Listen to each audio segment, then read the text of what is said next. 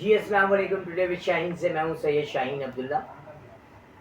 دنیا میں جتنے انقلابات آئے ہیں ان میں سب سے بڑا نام انقلاب فرانس بیکل آف فرانس کا ہے، جس میں سارے محققین، سارے رائٹرز، سارے جو انٹلیکچوئلز ہیں وہ سارے اس بات پہ متفق ہیں کہ دنیا کی تاریخ کی، دنیا کی ہسٹری میں سب سے بڑا انقلاب جو ہے وہ انقلاب فرانس ہے. دیکھیں انقلاب تو چائنا میں بھی ہے. چائنا کی جو چائنیز عوام تھی وہ دنیا کی سب سے زیادہ کاہل الوجود، یعنی اتنے گندے، اتنے کاہل ہوتے تھے کہ بھنگ اور افیم پی کر کے سوتے رہتے تھے. سب سے کاہل قوم تھی چائنا کی، چائنیز.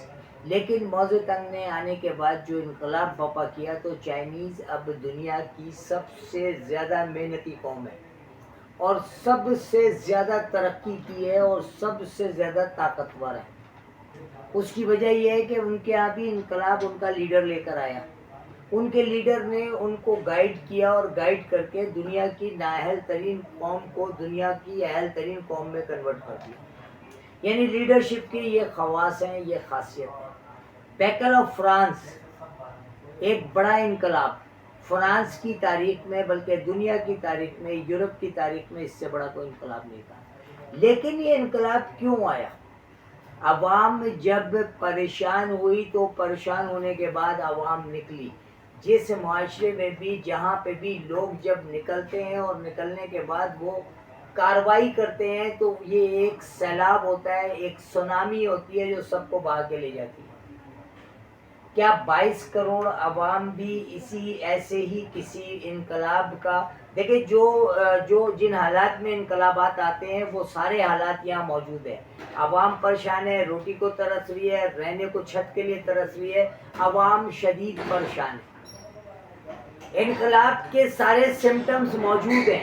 اب صرف انقلاب کی آواز لگانے والے کی ضرورت ہے کہ کوئی آواز لگا کے انقلاب کو، یعنی یہ جو سمندر میں ہلچل مچی ہے اس کو کوئی نکلنے کا راستہ کوئی لیڈر بنا کر کے دے گا کہ جی اس راستے سے نکلیں گے تو یہ سارا لاوا پھوٹے گا اور ایک انقلاب آئے گا جس انقلاب میں ظالم، جابر، خود غرض حکمران ختم ہو جائیں گے اور پھر عوام کی حکمرانی ہوگی، چاہے وہ کسی بھی پارٹی سے ہو، چاہے وہ کوئی بھی سیاسی منشور رکھتے ہوں، لیکن وہ جو بھی منشور ہوگا وہ عوام کی فلاح و بہبود کا ہوگا.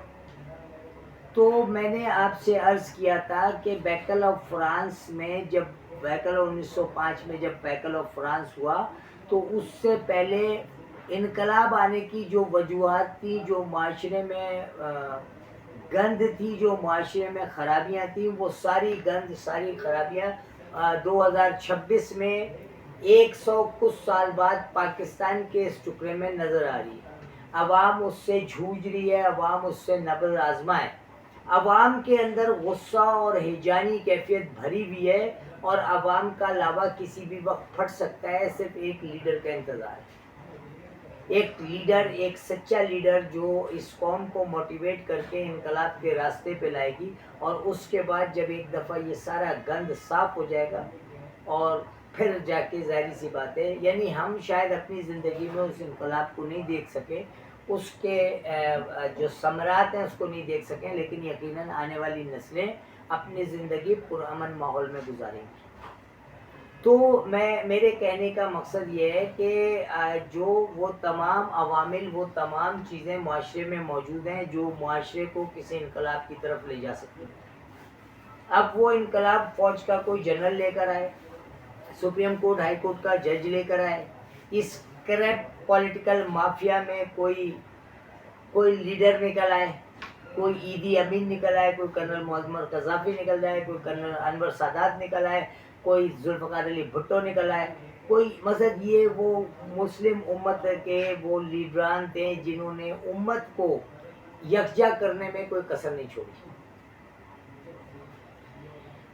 تو میں عرض یہ کرنا چاہتا ہوں کہ سمٹم سارے موجود ہیں، صرف ایک ڈاکٹر کی ضرورت ہے جو آپریٹ کرے، جو لیڈر ہوگا. یقیناً تو بالکل اسی طرح سے آپ ایران میں دیکھیں رضا شاہ پہلوی کے دور میں کیا صورتحال تھی. وہاں کوئی پیٹرول کی وجہ کر کوئی پیسوں کی قلت نہیں تھی, تنگی نہیں تھی, لیکن معاشرہ اس طرح سے ویسٹرنائز ہو گیا تھا کہ جو مذہبی قوتیں ان کا جینا حرام ہو گیا تھا.